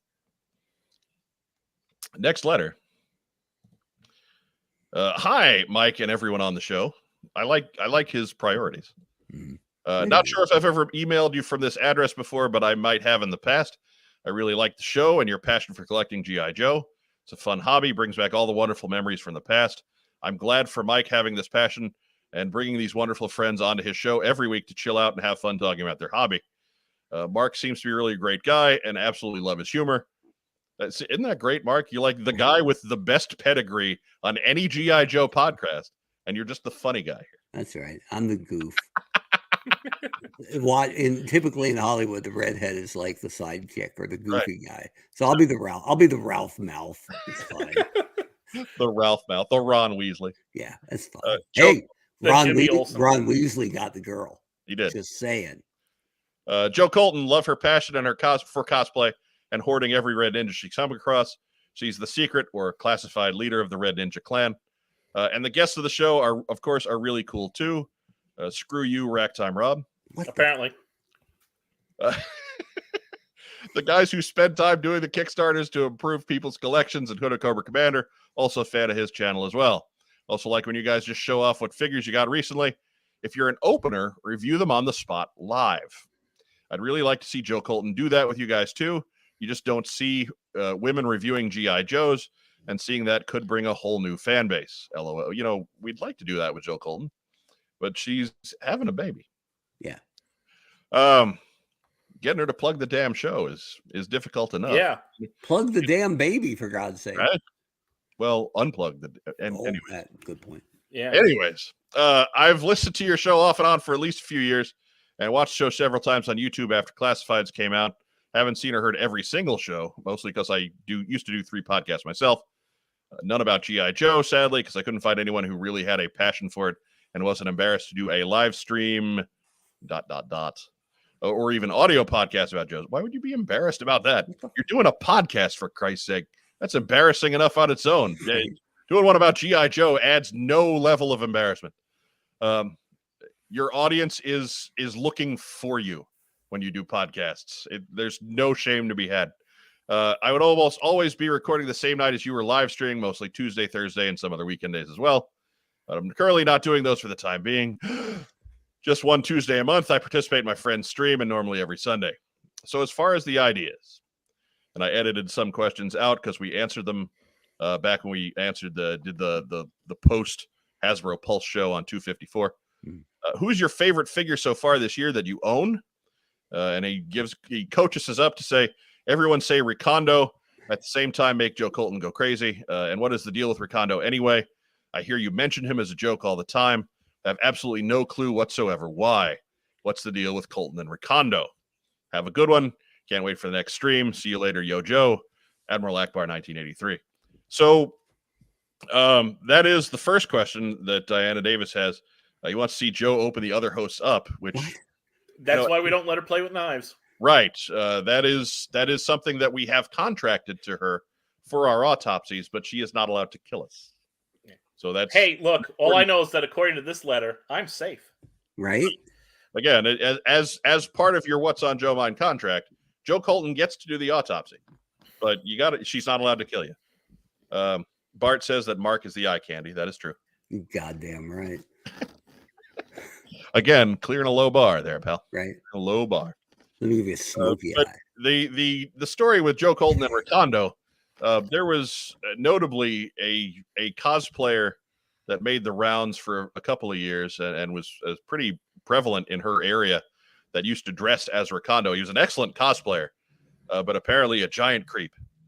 And we got to meet him one year at JoeCon, and this can confirm he was a weird dude. And so that's why Joe Colton has this just kind of knee-jerk distaste for Recondo. Like that's the level of experience that she had to deal with this individual. And so we don't really begrudge. We tease her about it, but we don't begrudge her. We get it. I've met the guy. I think Rob met the guy. He was a piece of work. Yep. I haven't met him yet, but the odds are he by the time you were at JoeCon's, Mark, he had started to disappear. Okay. So he had he decided that being a big creep to the ladies in the Joe community was no longer profitable at JoeCon, I guess. So I went to go creep at the He-Man convention or something. Right. Hey, Evil Lynn, what's up? Yeah. Hey. So that's the guy who put the dough in Recondo. Yeah. That's the whole core of the Recondo joke. And of course, when you're that creepy in person, I mean that pretty well means we get to make fun of you. So yeah, Sean Russell is here for you, Rob. Thank you, Sean. And thank you again for the super chat. Remember, you got a question that you want answered. This is the time. Start super chatting, folks. Diana Davis sums it up well. He's unique in a get away from me kind of way. Recondo, not me. Recondo. Yeah. Okay. Yeah. I mean, Mark Weber is he's our beacon of alabaster knowledge. And my first JoeCon ever as a fan was when I was working for Hasbro. And when I walked into the dinner, I think Daryl didn't go to it, or he was already sitting with the 12-inch GI Joe guys, because that's really his tribe. So all of a sudden I'm there and I don't know anybody really, not much. And Diana spotted me and said, Mark, do you have a seat? And I'm like, I don't have a plan. And she's like, open seat right here. Sat at her table. So never forgot that. Gave a lost, wandering albino somewhere to sit. Jeff Butler says, hopefully Recondo doesn't use the name Admiral Akbar in 1983. But Quiet Science, thank you for the super chat, sir. Everyone loves Spaceballs. It's the best Star Wars movie. And that's true. And that's the last of our planned letters. So again, we are talking to the audience. And as you know, that bit is always death. Talk to the audience. We should answer Absorb Vid's question, because he provides us with some killer content. But Right. Absorb Vids is the guy who's behind all of the weirdo community calendar intros that I love so well. Why is the 405 always jammed? What's that from? It's not always a 405. Sometimes if you take Fountain over to Rodeo to Alhambra and take that all the way up, you'll be okay. It's an SNL sketch called The Californians, or The Californians, that they ran for, but they were smart with it. They'd run like one a year over like a 5-year span, so it never got old because it's only one joke really. Yeah. And it's just it was a couple of jokes. Yeah, it was a couple, but like that was from the Bill Hader, Kristen Wiig, Fred Armisen years. So a lot of what I like to refer to as professional weird guys. And so one of the bits was always complaining about traffic the way Los Angelenos like to do. One of the other ones was staring at the camera with over the top shocked faces. Right. The telenovela kind of thing. Right. Yeah. So there's bad soap opera. Lots of good stuff in the Californians. Yeah. So YouTube it up. That's what we're making fun. The SNL page does have a super cut of every Californian skit. So there you go. It's a favorite of Mark and a favorite of Rob. It's not quite on my top 10 list, but there's I cannot get enough of just the sheer, because at some point Fred Armisen is going to break Bill Hader. Yeah, that's the goal. And hater breaking is awesome. Whereas like Jimmy Fallon broke every sketch. Jimmy Fallon broke with, "Hey Jimmy, how you doing?" Right. Bill Hader is a funny person and a talented actor. Yeah. So when he breaks, it's something. Jimmy Fallon is a hack. Yeah. When he breaks, it's nothing. Josiah Alcorn asks, how are we pronouncing Andrew Galgan this week? And I think that answers itself. There it is. Yeah. But, thank you again for the super chat, sir. Diana Davis notes that there is always a seat at my table for cool people. Yeah. Or, I mean, if you're at a JoeCon, people who think they're cool. Mm-hmm. Until they wake up and realize, I've been at a JoeCon. Right? Yeah, people like, actually, Sean has got a really good point there, right? Diana, I'm sitting at your table at the next JoeCon. I'm almost as transparent as Mark. Yeah, people are drawn to me because I make them look tanner. That's true. So, yeah, so it's pretty good. I mean, sitting next to Mark on this panel for 2 years now, I have been mistaken as an African American. That's it. Like that is how white Mark is. That's the way it works. And I don't get enough credit for surviving in Arizona for 15 years. Right? You think that was easy? Good Lord. But anyways, for this year, he did have a question that we can answer. What do you think is the best classified figure from 2023 so far? Well, it's funny because I'm an opener, always have been, but because I don't have the display room for him now, and I know we're going to move. We won't be in this house forever. I haven't opened a lot of my Joe stuff over the last decade or so. So for this whole year, the only one I opened was the Super 7 Bat, because I wanted to see what their toys were like, right? And it's a great toy. Yeah. So by default, this is my favorite one that I've opened. This is the one you've opened. That's the only one I've opened, and that's a sad statement because I'm not that kind of collector. I want them all open, but haven't been able to do it. So this is my guy. Of the ones I haven't opened yet, the actual, not Tiger Force, the actual Outback, that's a badass figure. Yeah, I'm digging that figure, but I haven't opened it yet, so I can't really judge. Look at all the redness and the whiteness. Yeah, I've opened even less than Mark has as far as 2023 stuff goes. So I'm going to punt on that question too. But Racktime Rob's an opener who opens. So I think here is our expert. Mm-hmm. Our he's not our comic book show expert because we don't have one of those right now. We don't have a comic book. So, but yeah. Well, you know what? Not to spoil, because for what we got in, but I was lucky enough to get basically these figures with the good paint apps on their faces. So CoverGirl is top notch. All right. And I mean, then I would have to go Outback. Crimson Bat. And then I think I might be going Recondo, Tiger Force Recondo. All right. Tiger Force, though, man. You got to deduct a grade. Look, we've had like 7 figures come out so far this month. It's not a lot to choose from. Right. Tiger Force Recondo is pretty cool, though. Like, at least it kind of makes sense, right? For a jungle guy. Yeah. Like Recondo and Outback are top of the Tiger Force line. Like everybody else falls in behind them. That's the Cornet the line, Tiger Force right? Duke is not bad. I mean, it's like being the nicest guy in prison. Yeah. I did get this guy also. Which one is that? That's the one that came with the white timber. Okay. Why's you got to be a white timber? That's racist, yo. Josiah Alcorn asked us to because it's snowy. SNL sketch, Space Pants versus Robo Chino versus Kylo Ren at medieval times. I don't know what any of those are. You don't know Space Pants? No.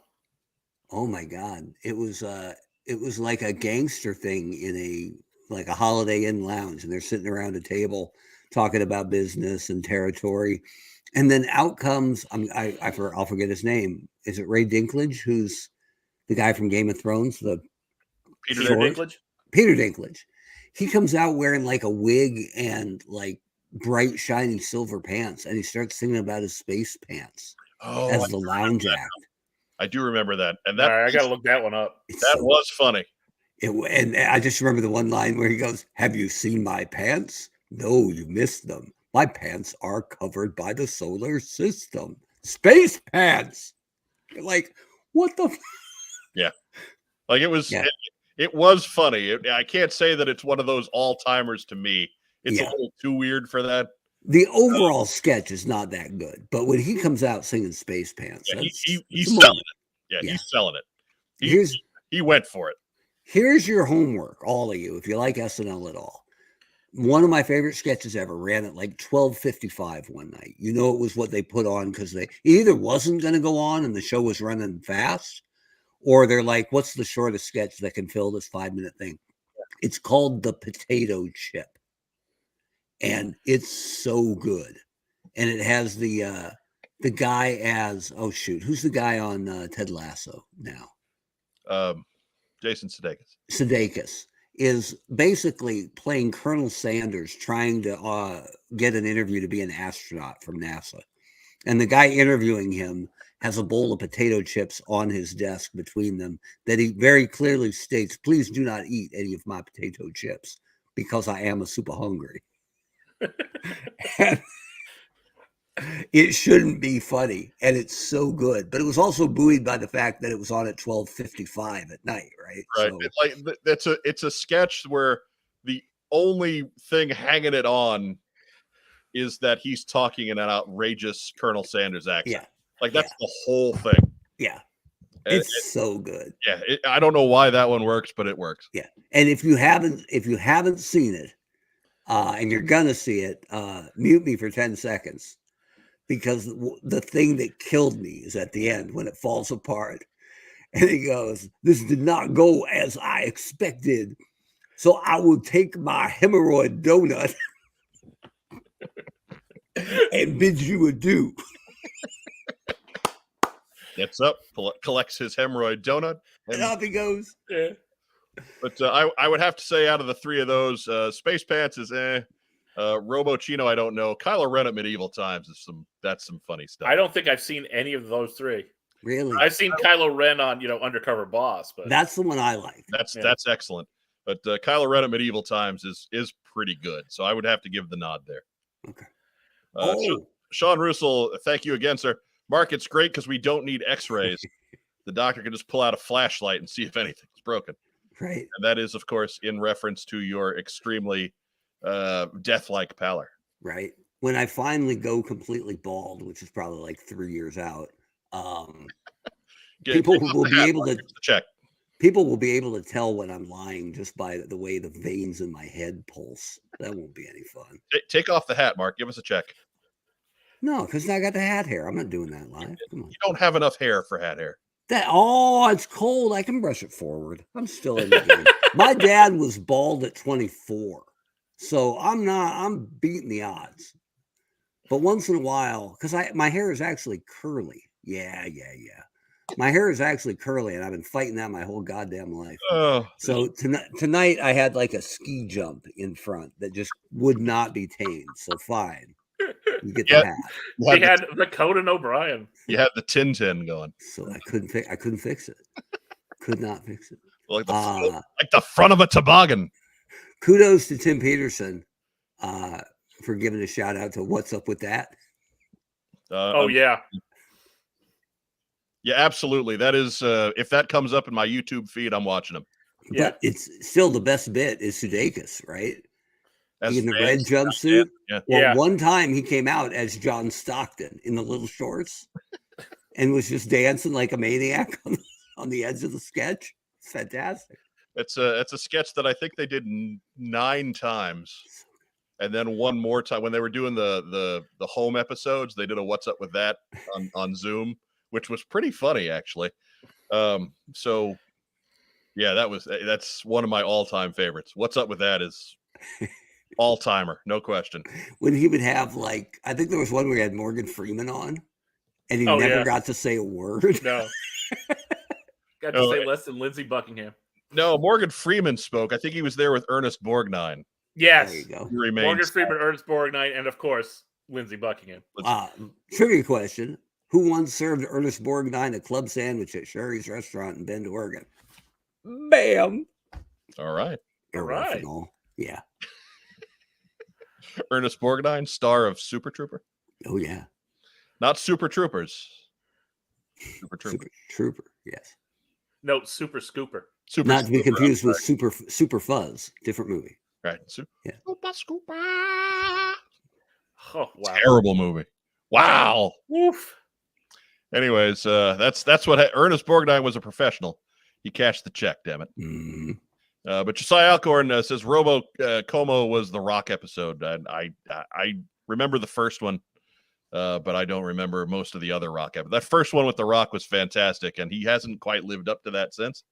So I tend not to remember them. Wasn't that the one where he played Mr. Peeper's dad? Yes. Yes. I loved Mr. Peeper's dad. He was the human nicotine patch. And that, if you got the urge to smoke, he would kick the crap out of you. Right. There was one where he did a wrestling bit where it was the promo war that went too far. Yeah, that one was good. That was a little later on. That was really good. Oh, don't forget the the rap one. And yeah, oh my God, rap battle. King Keith. The two live money crew Skiffle stays. Anyway, maybe too deep. Our crew runs deep. Maybe too deep. Maybe too deep. I don't know. Kathleen Bell. A great Catherine Bell. A great Kenan Thompson sketch if there ever was one. Yeah, check out Rap Battle, SNL Rap Battle. If you want to check that one out. I owe Kenan Thompson an apology because when he showed up as a new cast member, I went, "This guy, it's on Good Burger, man. What do you want?" Dude, he's been fantastic for what, 15 years, maybe? Longer than anybody. He has been on the show. I believe this is season 22 for him. He's so good. But he's been doing sketch comedy since he was 13 years old. He's so good. Yeah, he's incredible. Born to do this. So anyways, as we have gotten no questions from Super Chat tonight, why don't we go ahead and let's start pulling this one into the station a little early. Or get your kids out so you can still play in the yard until the street lights come on. Mm-hmm. What we get in, rack time, Rob? Well, spoilers. But I got two Crimson Bats. Hey! I'll trade you a Slaughter's Marauders barbecue for one of them. No. And Falcon. I have to say, if you get a Falcon with the paint apps in the correct spots on the face, doesn't look that bad. And Beck. Yeah, it's not a great sculpt on Falcon, but I think the histrionics online have made it worse than what it actually is. I haven't seen one live. CoverGirl. Yeah, she looks great. Of course, she's got red hair. So. People are upset about CoverGirl too, and I don't understand that. So yeah, I don't get that either. I mean, I have seen some where basically people have been posting and the paint apps are like, way off. But yeah, no, I mean, on all of them, mine are good. And I've heard there might be like problem with the right elbow on CoverGirl. And no, my right elbow's good. So that I have seen. Right arm issue. Is it? I got lucky. I don't have any QC control issues on. Is the right elbow misbuilt or something, or too loose, or something with the loose joint? Something with the swivel joint. Yeah. So it's not the elbow; it's the bicep swivel. I heard this whole wave has like gigantic, weird cuts right across the torso. I don't know what that's all about. Looks terrible. Actually, the bats look good. So, what else you got, Racktime Rob? I think that's it. All right. Mark Webber. Yeah. What'd you get in? Mine was simple, and I wasn't planning to get it, but I don't collect a whole lot of Transformers, even though I still dig the Transformers. And I think, by and large, the Hasbro Transformers team has done a really good job over the last couple of years. But I'm a sucker for their masterpiece figures, and to try to limit it so it doesn't break me in half because they're really expensive. I'm just trying to collect the first year guys, just the first year guys, and so I've got a lot of what they've released, but I'm a little shy on Decepticons, and this came up on a 1-day sale at Big Bad Toy Store. So Thundercracker, All right, welcome to the family. Haven't even opened them yet. the second version. That's the first version wasn't bad, but it got a little, like, the arms got a little rickety. They wore out kind of quick, so yeah, they fixed that. And the fuselage from the legs kind of broke off like sword scabbards, kind of, it was a little much. So I have both versions of Skywarp because Skywarp's my guy, but I don't need both. And I didn't have any of the other Seekers. So now I've got Thundercracker to go with Megatron, to go with Skywarp, but I'll still need Starscream, God, Soundwave, and all his cassettes. And I may blur the line and let Shockwave in, because he was kind of a tweener. He was on season 1 of the cartoon. So and story-wise, cartoon-wise, he was in pretty early. And they're way outnumbered by the initial wave of Autobots. They're all bigger, other than Optimus, maybe. But yeah. So anyway, that's all I got in. But it was a big one. Wasn't expecting to drop that coin this week. But Big Bad Toy Store keeps having these 1-day sales on kind of random stuff. And bam, there it was. And I'm like, I'm in. And it's because it's a big item, you can't add it to your pile of loot. So you have to get it shipped right away. So just like that, 4 days later, I got my Thundercracker. There you go. Former member of the GI Joe team. So loose tie. I thought that was Skywarp. Yeah, Skywarp. Oh, was it? Yeah, You're right. Skywarp. That's right. He's my guy. Because he couldn't teleport anymore. Thundercracker became a screenwriter. Thundercracker was the one writing the girlfriend story. Yeah, it was a little weird. And he had a dog, which was okay. I'm all right. I'm all right with. Look, man, if you're gonna spend all your time on a different planet, you're gonna acclimate to that planet a little bit, right? I suppose. You probably found out what a pain in the ass dogs are. I mean, Mark, your experience with dogs is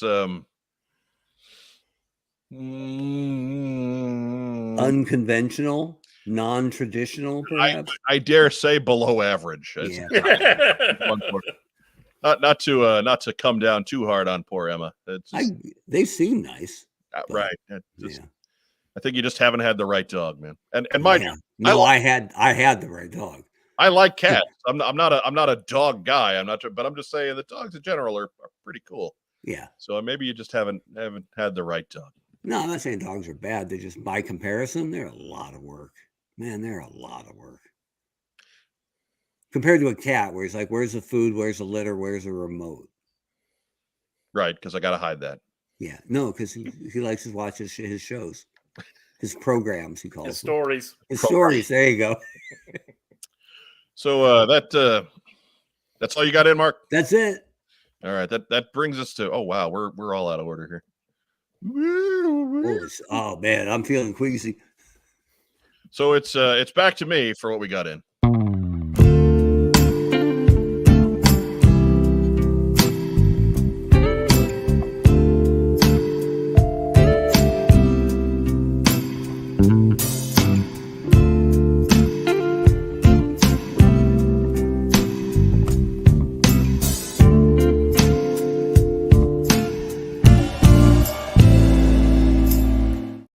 No cheering children? No, I didn't. It's not a children's program. Yeah, I didn't read to it. And the question was asked, how many? So I needed to find a place to play that again. Nothing new to add this week. Actually, there is new ones to add this week, but I didn't get them cataloged and stuff in time. So we'll get a better look at the additions to the Beach Party 86 next week. You did buy them a new house. Yeah, I did. I got them a new container because the other plastic container is too small to house 69 beachheads plus a couple other various pieces of ephemera. It's a beach house. It's the Malibu Beach House. Right. It is a plastic container that is water submersible up to 75 feet. So I'm proud of it. Just I gotta find the art. I had art done when I did my pitch for a G.I. Joe cartoon, and I had a bunch of my friends draw any Joe they wanted as a child. And I had a friend of mine, draw a Beachhead as a kid, and he was up like in a treehouse with a bandana over his face with a slingshot, right? Like you probably expect he would have been in Alabama, right?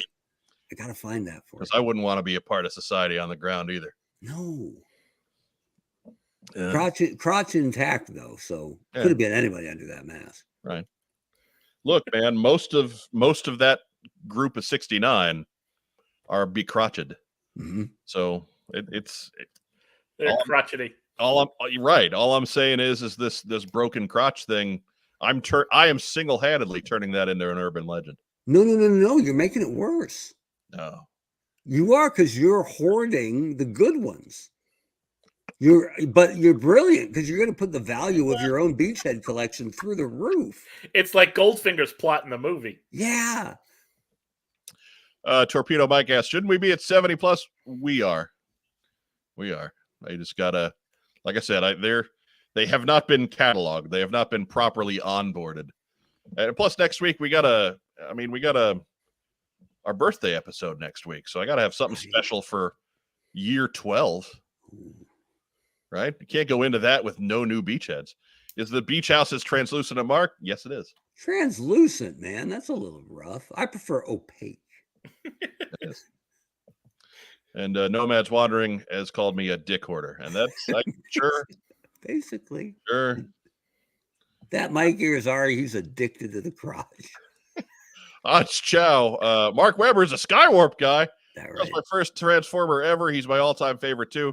Reminds me of my mom. Okay.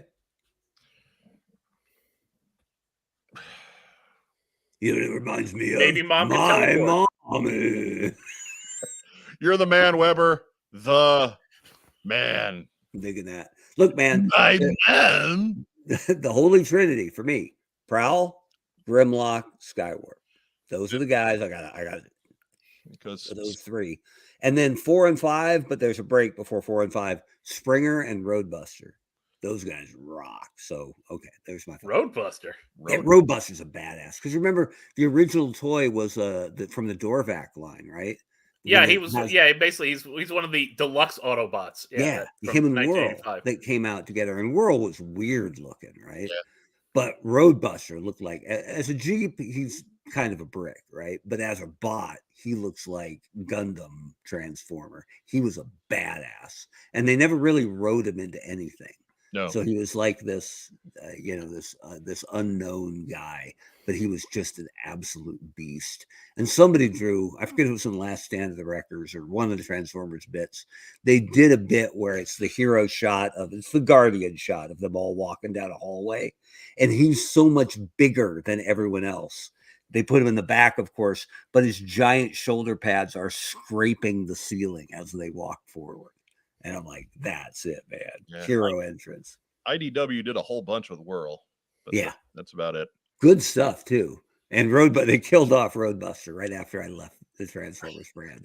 Right after I wasn't approving the comics anymore. I would have gone, there's like 14 records. You're going to kill my guy? Nah.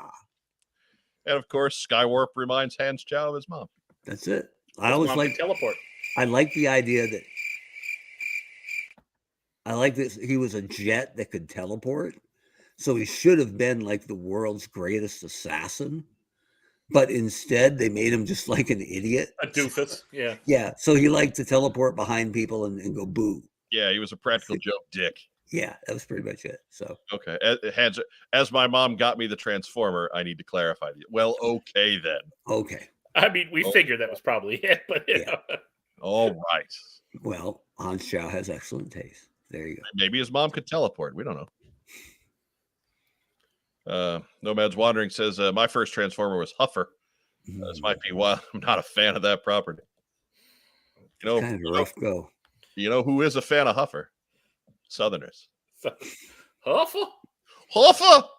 Why don't you go help Optimus Prime? He fell on down that hill over there. Why don't you go help him up on up there, Huffer?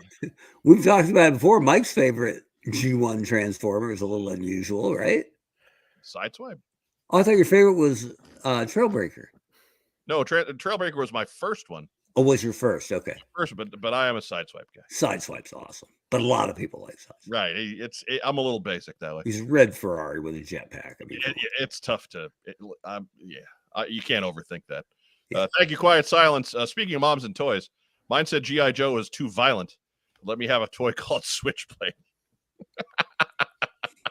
Right? Yep. It's a lot of what am I? A lot of what's the word I'm looking for? Schadenfreude? Compromises were made in the 80s with this regards to toys. When I was growing up in the late 70s, my father, who was not a fan of the Vietnam conflict, originally wouldn't let me have army men. I mean, it's hard to criticize his lack of fandom, but you know. But I showed him, didn't I? I got my army men now. Matt Rubin cries sacrilege. Sideswipe was a Lamborghini. Oh, that's right. Sorry. Yeah, he was.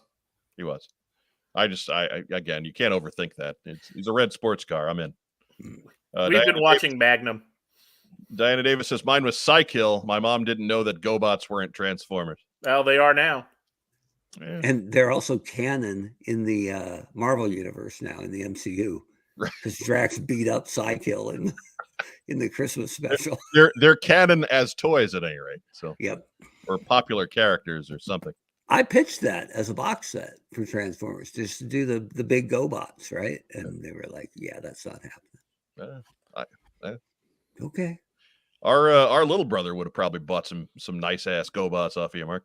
I mean, in their defense, they were probably worried that I was going to make them even more money. So right, I get it. You got to cap these things. I didn't realize I was making the other people feel inferior by how much cash I was bringing in on Transformers. Rack time, Rob. Shout it out. Shout out to the studio audience. Thank you for tuning in tonight. Yeah, appreciate you. Good audience. Considering we really didn't have a whole lot to talk about. This show is a whole lot of us and a lot of nothing else. Diana Davis notes that Psycho was actually pretty. He was for a motorcycle. Yeah, pretty slick. People bust on the GoBots, but there were some good GoBots. There were some classics in there, and there were some real misses. Yeah, there were. But you know what? The same can be said of Transformers. Yeah, that's true. GoBots were not exclusionary. I think we all should learn from the GoBots that way. Mm-hmm. But what else you got, Racktime Rob? I think that's it. All right, Mark Weber. Yeah, I'm going to shout out to one of my favorite current coworkers, Amy, because today, to be badasses, we walked into a meeting playing entrance music on my cell phone. That was pretty badass. So for us to kick in the door and walk in playing "Can't Stop" by the Chili Peppers, that was pretty good. So when Edge first came back to the WWE after retiring, when he was still injured and couldn't wrestle, he came running out and he said, "I miss this so much," right? Like when I come into rooms now, no one plays my music. Right. And I'm like, dude, entrance music is terribly underrated. So yeah, for kicking in the door, rocking Chili Peppers today, I'm gonna give a shout out to my friend Amy. That was pretty solid. Kurt Roca too has a series of emojis to share with us. I appreciate that. There we go. Who else we got, Mark Weber? That's it. That was a big deal. It was a low bar this week, so that was a shining moment. We give a shout out to our lead-in and good friend Brian Lower over at Hooded Cobra Commander 788. Always does a great show, has a good time, kind of warms the crowd up for us to drive away. We're the Orange Cassidy of this. Right, that's how we'll think of it anyway. Is that he's warming up the crowd for us in that he draws a bigger crowd than we do and has more subscribers and all that good stuff. But yeah, that's how we'll think of it. But but thank you, Brian, as always, for plugging the damn show. I want to give a shout out to Joe Colton and family as they continue to wait on the little one. and hopefully we will get a status report from her in the very near future. Give a shout out to you guys, to the honcho Mark Weber, to Rack Time Robbie Rosari. Shout out to the folks at home, whether you're catching us live. If you're watching us on Facebook tonight, remember, give us a thumbs up, give us a heart, give us a little huggy guy. We do love little huggy guy.